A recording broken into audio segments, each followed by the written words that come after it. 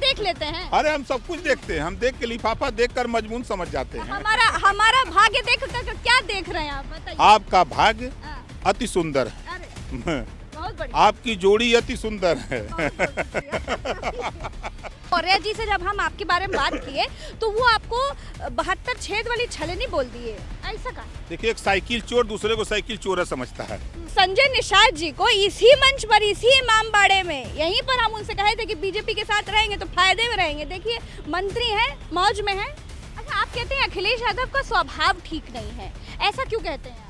तब अभी राहुल गांधी भी बोले हैं, कहे हैं कि सारे मोदी चोर हैं, 2 साल की जेल हुई है। अब आपको डर नहीं लगता है सरकार से? अच्छा, सनातनी बाबाओं से बहुत दिक्कत है आपको। योगी बाबा को आप कहते हैं कि वो घंटा बजाने वाले हैं, आप धीरेन्द्र शास्त्री वाले जो बागेश्वर वाले बाबा, उनको कहते हैं कि इनका हाल राम रहीम जैसा होगा, ऐसा कहा है? अच्छा, एक बाबा से आपको दिक्कत नहीं है, अब हमसे आप पूछिए कौन बाबा? पूछे कौन? नहीं, बताइए कौन बाबा है? कौन? वो बाबा महेंद्र राजू दास, वो मौर्य जी को मारे हैं, कहीं इसीलिए तो नहीं आपके प्यारे हैं? अरे देखिए, जिद नहीं करते तो गठबंधन ना तोड़ते। अब गठबंधन तोड़ दिए हैं तो वो बंगाल जाने वाले जहाज में एको टिकट सपा आपको दे देती। समाजवादी पार्टी के साथ गठबंधन आपका ठीक फैसला रहा कि गलत फैसला रहा, आपको क्या लगता है? कभी कभी जानबूझ के जहर खाया जाता है। तो सुने, शिवपाल यादव अगर आपको प्यार से बुला ले समाजवादी पार्टी में तो आप दोबारा से गठबंधन में चले जाएंगे। सपाइयों ने अपने कार्यालय के बाहर ओम प्रकाश राजभर नो एंट्री के बोर्ड लगा दिए, पोस्टर लगा दिए, इतना अपमान का है। अच्छा, आप पहले कहते थे कि अखिलेश यादव ने सब दगे कारतूस इकट्ठा कर लिए हैं, फिर आप भी उसमें शामिल हो गए। मैंने कहा था कि एक भी सीट अखिलेश नहीं देगा तब भी इसके साथ चुनाव तक रहूंगा।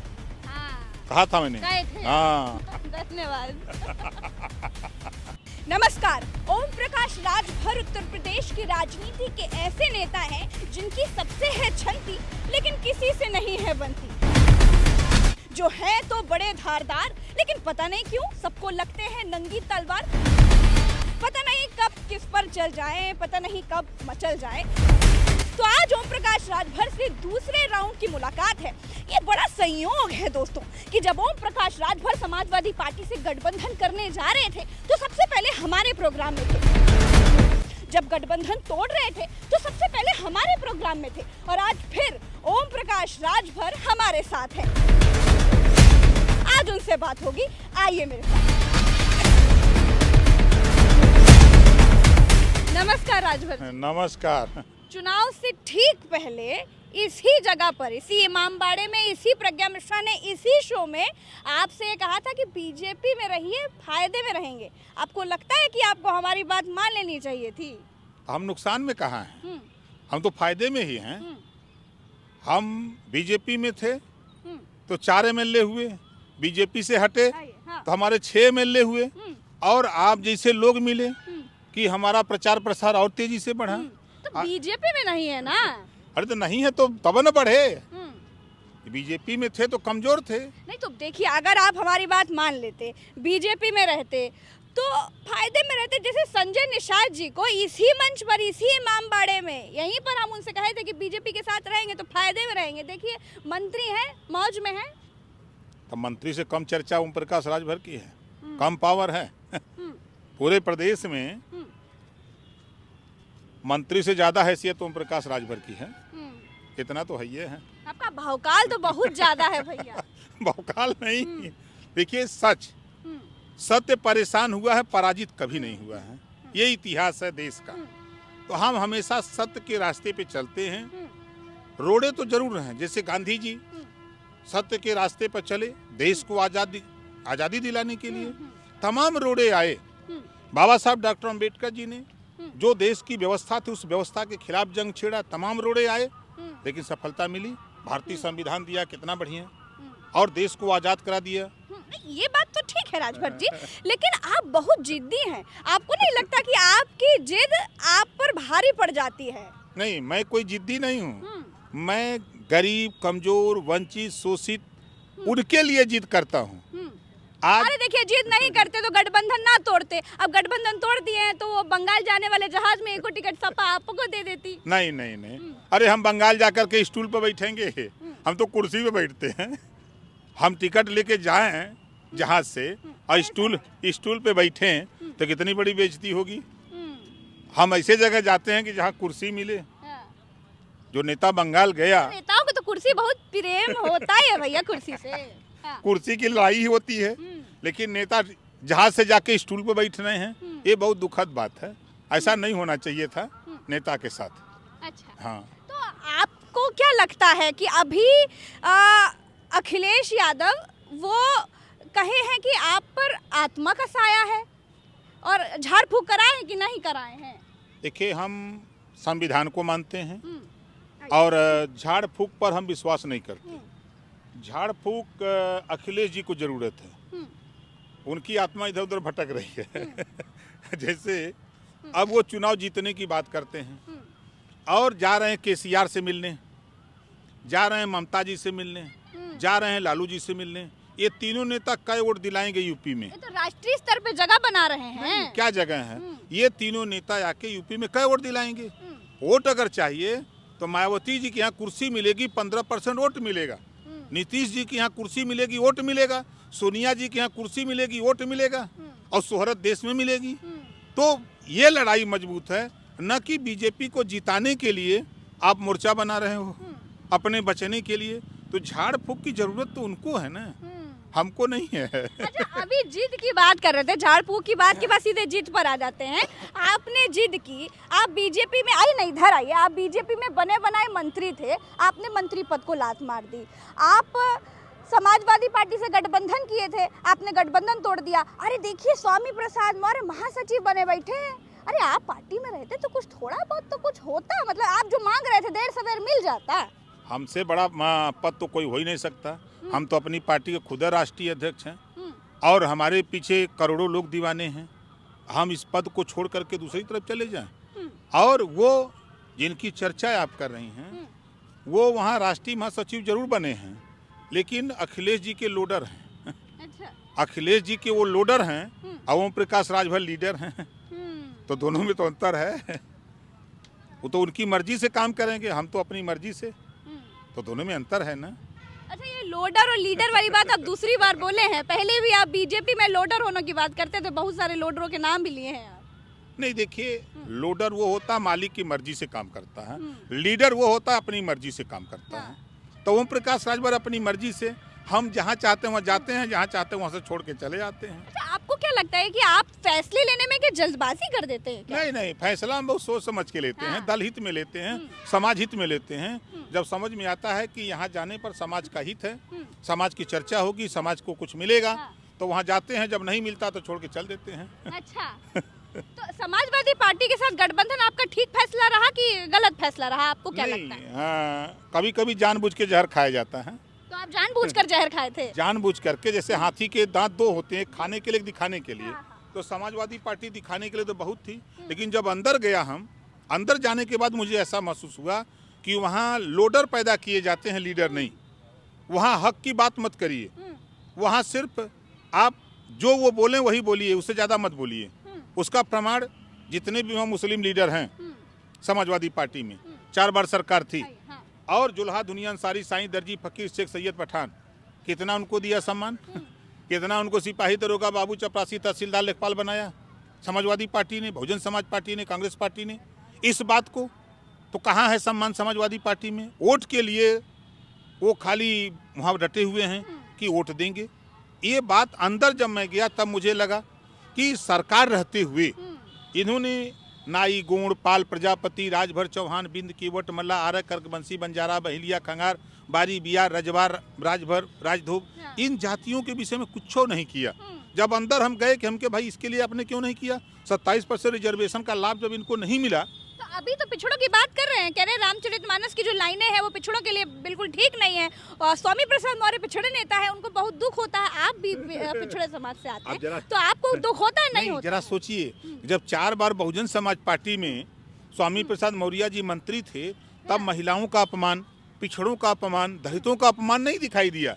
जब 4 बार मंत्री थे और जब सत्ता जाते देखा तो रामम शरणम गच्छामि, राम की शरण में चले गए। तुलसीकृत रामचरितमानस पर माला फूल चढ़ाया, अगरबत्ती चढ़ाया, कपूर लेके आरती किए, और उसके बाद बेटी को सांसद, अपना मंत्री बन गए। तो 5 साल लगातार ये चौपाई, ये दोहा, ये सब नहीं याद आया। और फिर सत्ता उनको लगा कि जा रही है तो अखिलेशम शरणम गच्छामि, तो अखिलेश की शरण में चले गए, और वहाँ गए तो चुनाव हार के आए, तो अखिलेश की कृपा से एमएलसी बन गए। शरण में तो आप हो गए थे। नहीं, रण में तो मैं गया, तो मैं तो जीत के चला आया, वो गए हार के चले आए। अच्छा। तो अब अखिलेश की कृपा से एमएलसी बन गए, 10 महीना कोई जानने वाला नहीं था। तो अब धीरे धीरे उनको लगा कि हम कुछ ऐसी बात बोले कि सत्ता मिल जाए। तो ये सत्ता के लिए दोनों नेता पागल हैं, दोनों पागल होकर के बिना अनर्गल बयानबाजी दे रहे हैं। इन लोगों के खिलाफ तो संविधान के खिलाफ बोलने के लिए इनके खिलाफ मुकदमा होना चाहिए। तो आपको लगता है कि इसका प्लस मतलब फायदा होगा या फिर इसका नुकसान हो जाएगा? विनाश काले विपरीत बुद्धि। अच्छा। ये जो बोल रहे हैं ना, हाँ, देखिए देश में बाबा साहब डॉक्टर अम्बेडकर ने संविधान में धर्मनिरपेक्षता की बात लिखी है। तो आप किसी कोई बात बोल करके तो आप अच्छा नहीं कर रहे हो, उससे आपका नुकसान हो रहा है। जब नुकसान समझ में आया तो अखिलेश ने कहा कि नहीं कोई मत बोलो भाई इस दोहा के चक्कर में। तो सारे लोग दोहा पर पाबंदी लग गई कि नहीं, खबरदार कोई नहीं बोलेगा। आ गया। अभी तो चर्चा कर रहे थे कि शूद्र हैं, चर्चा कर रहे थे। अब कहाँ चले गए? सारस पर। हाँ।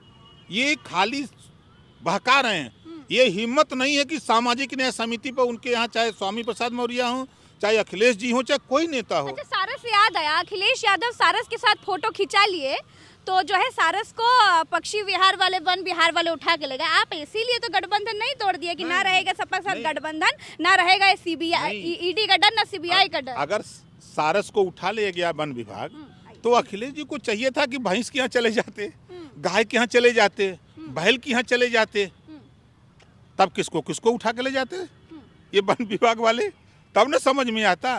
लेकिन अब वही है कि खाली सत्ता के लिए ये पागल होकर के अनर्गल बयानबाजी है और कुछ है नहीं। और जनता 4 बार सत्ता में ये लोग रह चुके हैं। जनता इनको परख ली है कि कितना इनसे लाभ और हानि है, इस बात को समझ लिए हैं। तो अब ये लोग सत्ता के लिए तड़फड़ा रहे हैं। अब उस तड़फड़ाहट में क्या बोल रहे हैं उनको खुद नहीं समझ में आ रहा है। अच्छा, धर्म वरम की बात जब निकल ही आए हैं राजभर जी, तो हम ये पूछना चाह रहे थे कि आप अपनी कुंडली वो बागेश्वर वाले धीरेन्द्र शास्त्री बाबा को काहे नहीं दिखा देते हैं? बाबा सब जानते हैं, भविष्य बता देंगे। नहीं, हमसे ज्यादा भविष्य कौन जानता है? जिसको हाथ दिखाना हो हमारे यहाँ आवे, हम दिखा दें। हाथ देख लेते हैं। अरे हम सब कुछ देखते हैं, हम देख के लिफाफा देख कर मजमून समझ जाते हैं। हमारा भाग्य देख कर क्या देख रहे हैं आप, बताइए। आपका भाग्य अति सुंदर है। अरे बहुत बढ़िया। आपकी जोड़ी अति सुंदर है। अच्छा, सनातनी बाबाओं से बहुत दिक्कत है आपको। योगी बाबा को आप कहते हैं कि वो घंटा बजाने वाले हैं, आप धीरेन्द्र शास्त्री वाले जो बागेश्वर वाले बाबा उनको कहते हैं कि इनका हाल राम रहीम जैसा होगा, ऐसा का है? नहीं, देखिए, महात्मा घंटा तो बजाते हैं, मंदिर में जाते हैं। कोई भी पुजारी जाता है मंदिर में तो वहाँ भगवान की पूजा करता है, उसके बाद क्या करता है? घंटा बजाता है ना। तो हमने क्या बुरा बोला है? अच्छा, एक बाबा से आपको दिक्कत नहीं है, अब हमसे आप पूछिए कौन बाबा?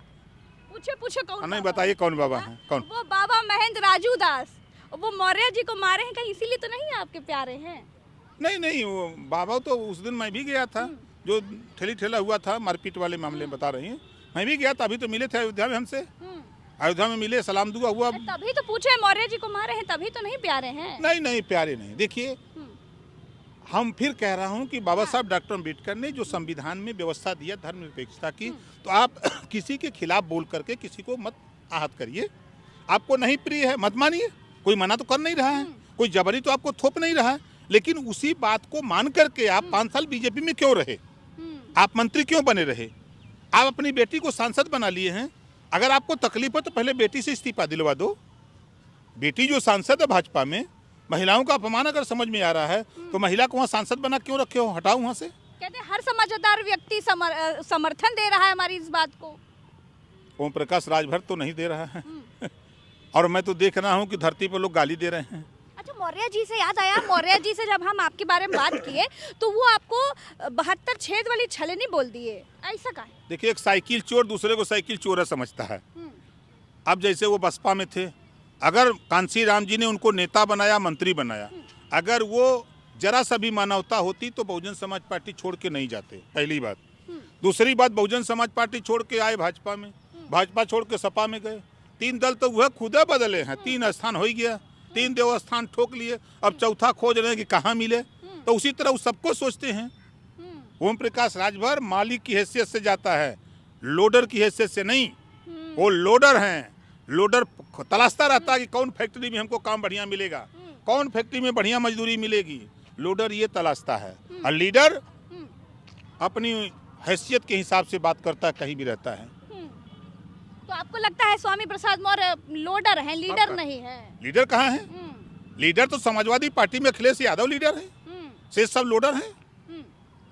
अच्छा, हम सुने शिवपाल यादव अगर आपको प्यार से बुला ले समाजवादी पार्टी में तो आप दोबारा से गठबंधन में चले जाएंगे? गठबंधन में नहीं जाएंगे, लेकिन चाय पीने जाएंगे। चाय पीने जाएंगे? चाय पीने जाएंगे। आपकी चाय बड़ी मशहूर है, आप सबके साथ चाय पीते हैं और फिर कंफ्यूज हो जाती मीडिया की आखिर कौन सी वाली चाय का असर दिखने वाला है।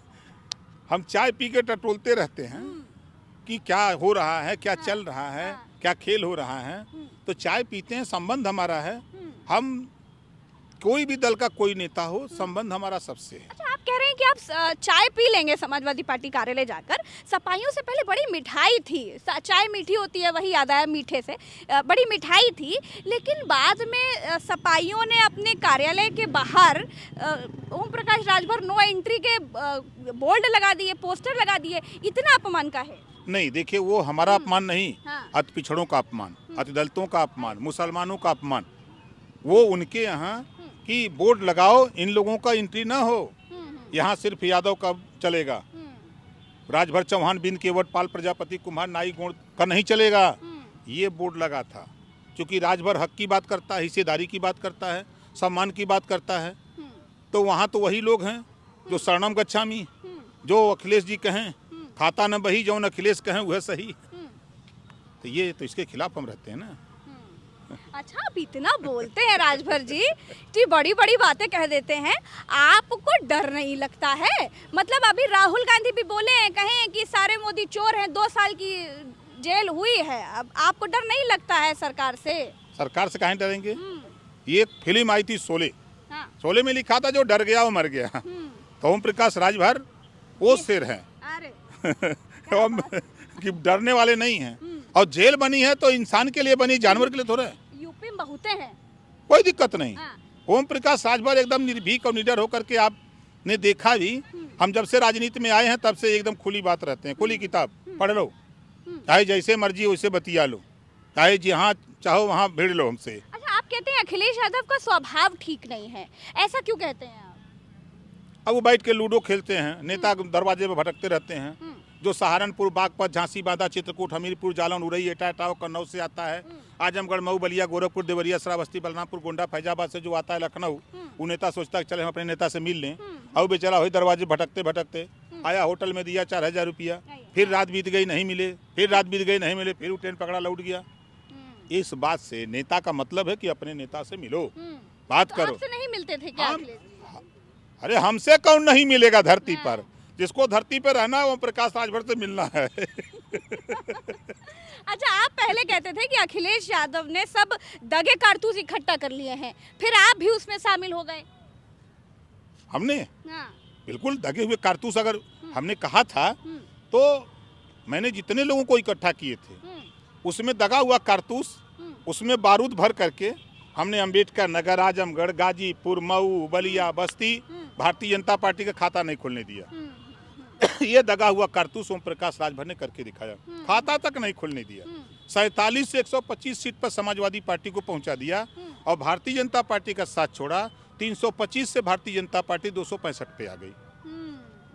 ये रहा दगा हुआ कारतूस ओम प्रकाश राजभर का कमाल। अरे आपको दगा हुआ कारतूस कोई थोड़े ना बोला है। देखिए, कहने से कोई नहीं होता है।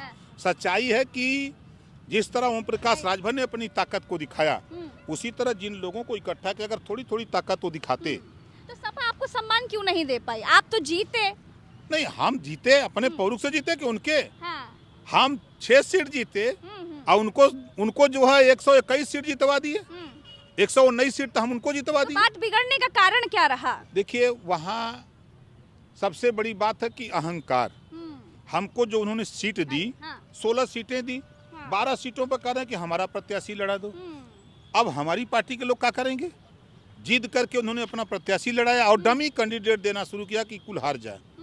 वो तो हम लोग अपना क्षेत्र में अपने बदौलत हम लोग लड़ करके जीत के आए हैं। और नहीं तो ये इनकी जो चाहत थी समाजवादी पार्टी मान लिया कि ओम प्रकाश राजभर गलत था, बाबू सिंह कुशवाहा भी गलत थे, उनको कहा हमारी पार्टी में आ जाओ, 4 सीट ले लो।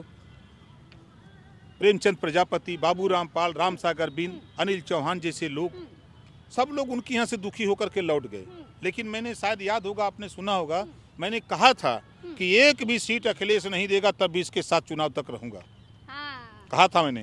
हाँ, इसी इसी नाते कहा था कि जब वो दौड़ा रहे थे हमको सीट के लेके, हमने कहा कि एक भी सीट नहीं दोगे भाई तब वो तुम्हारे साथ रहूंगा चुनाव तक, और चुनाव करा करके फिर सलाम ठोकूंगा। तो वही किया। अच्छा, राजनीति में थोड़ा सा तो मतलब आसान, थोड़ा सा ढीला होना चाहिए, लेकिन आप इतने कड़क हैं, अपने उसूलों पर चलते हैं, अपनी जिद मनवा के रहते हैं, ऐसे कैसे काम चलेगा राजभर जी? चलेगा। क्यों नहीं चलेगा? देखिए, राजनीति में जो बाबा साहब डॉक्टर अम्बेडकर ने संविधान में व्यवस्था दिया, तो उस व्यवस्था के तहत जनता चुन के भेजती है सदन में लड़ने के लिए, और लोग आते हैं तो पीछे बैठ के सुरती मल के खाते हैं। बहुत लोगों को देखा हूँ। और स्पीकर महोदय पूछते हैं कि बताओ भाई ये इन मुद्दों पर कितने लोग सहमत हो। हाँ। तो पीछे से पूछते हैं क्या बात है, तो कदो हाथ उठाओ, तो वो हाथ उठा देते हैं। फिर पूछते हैं कि भैया काहे हाथ उठाए हो, तो कहा पता नहीं काहे हाथ उठा दिए। अब बताओ, यही सीना तो जनता चुन के भेजती है। जनता चुनती है अपनी समस्या के लिए। आपने देखा होगा, अभी सदन चला है, जो बात मैं आपके सामने बोल रहा हूँ, घरेलू बिजली के बिल माफी पे, एक समान अनिवार्य फ्री शिक्षा, गरीबों का इलाज फ्री, जातिवार जनगणना, जितने मुद्दे हम, चाहे शराबबंदी का मुद्दा हो, जितने मुद्दे हम आपके सामने बोल रहे हैं, वही जनता के बीच में बोलते हैं, वही सदन में बोलते हैं। एक भी नेता की सदन में हिम्मत नहीं है कि कोई सामाजिक न्याय समिति की रिपोर्ट पे चर्चा करे, चाहे कोई दल का कोई नेता हो। हिम्मत नहीं है। अगर हिम्मत है तो ओम प्रकाश राजभर बोलता है।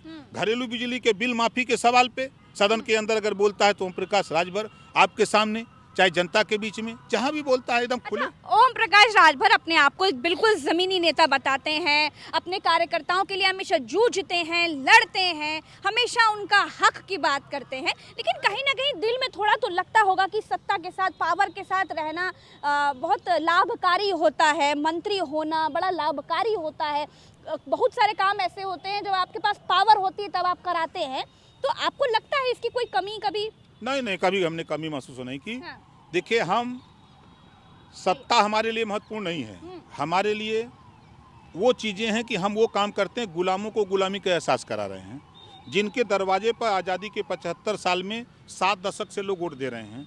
उनके दरवाजे ना तो शिक्षा पहुंची, ना उनके दरवाजे स्वास्थ्य पहुंचा, ना उनके दरवाजे पर विकास की कोई किरण पहुंची, ना रोजगार मिला, ना नौकरी मिली। उनको कोई आज तक आज़ादी क्या होती है, उससे क्या क्या लाभ है, संविधान बना तो संविधान से क्या चीज़ें मिलनी चाहिए, उनको खुद नहीं पता है। तो उनको हम एहसास कराते हैं कि देखो, ये वोट बाबा साहब ने जो दिया है, ये वो पावर है, इसी से तुम अपने बच्चे को अच्छी शिक्षा, इसी से तुम आवास, इसी से शौचालय, इसी से पेंशन, इसी से नौकरी, इसी से रोजगार पा सकते हो। अभी तक नेताओं ने आपको गुलाम बना के रखा है, इस गुलामी से छुटकारा पाओ। अच्छा, 2024 के लिए क्या प्लान है आपका राजभर जी? देखिए, 2024 के लिए हम आधी आबादी महिलाओं की है। अभी हमने देखा कि आपने फैजाबाद मंडल, आजमगढ़ मंडल, दिल्ली वाली बीजेपी के साथ गठबंधन के लिए कुछ प्लानिंग चल रही, गोरखपुर मंडल, 4 मंडलों में हमने महिला सम्मेलन किया। उनको समझा रहे हैं कि लोकसभा विधानसभा आधी आबादी महिलाओं की है, तो आधी सीटें लोकसभा विधानसभा की आरक्षित हो जाएं। नौकरियों में 50% सीटें आरक्षित हो जाएं। शिक्षण संस्था चाहे प्राइवेट हो चाहे सरकारी, 50% सीटें आरक्षित करा लो। प्रदेश में शराबबंदी, अगर गांधी जी का प्रदेश और सरदार पटेल का प्रदेश में शराब बंद हो सकती है, तो भगवान राम और कृष्ण की धरती उत्तर प्रदेश की है, यहाँ भी शराब बंद होना चाहिए। इसके लिए अपार जन समर्थन महिलाओं का मिला मुझे, और बड़ी संख्या में लोग अपने अपने साधन से चल करके आए। तो एक हम आधी आबादी को समझा रहे हैं, जो वंचित लोग हैं आज़ादी के बाद, जिनको हक हिस्सा नहीं मिला, उनको भी समझा रहे हैं। अभी हम अपनी ताकत पैदा कर रहे हैं, और ताकत पैदा करके गठबंधन तो देखिए 2 महीना, 3 महीना, 4 महीना, चुनाव जब रहता है तबे होता है। चाहे सपा तो फायदा भी देता है भाई, ताकत रहेगी तभी ना।